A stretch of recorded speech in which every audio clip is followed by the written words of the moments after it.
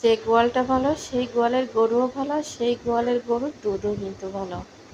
আমি যেমন আমার ছেলে মেয়েদেরকেও আমি তেমনভাবে বড় করেছি।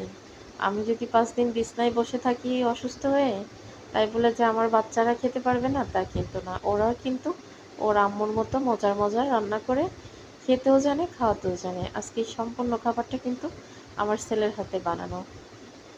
এই নান রুটি, এই তন্দুর রুটিও বানায়নি, তন্দুর রুটি কিনে নিয়ে আসা হয়েছে।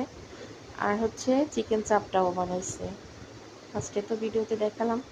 সব কিছু কিন্তু ও করছে। আমি চাইছিলাম ওকে একটু ক্যামেরায় ধরতে, অনেক রিকোয়েস্ট করতেছে, না আম্মু তুমি দিও না, না আম্মু দিও না, তাই আর কি দিলাম না। প্রত্যেকটা মা উচিত কিন্তু ছেলে হোক মেয়ে হোক সবাইরে সব কিছু শেখানো, যাতে মা 5 দিন বিছনায় থাকলে ছেলে মেয়ের যাতে খাওয়ার কষ্ট না হয়। আমি যখন শিখাইছি অনেকে অনেক কথা বলেছে, এখন তারাই হিংসা করে আমার ছেলেরাই যে এত মজার মজার রান্না করে দেখে।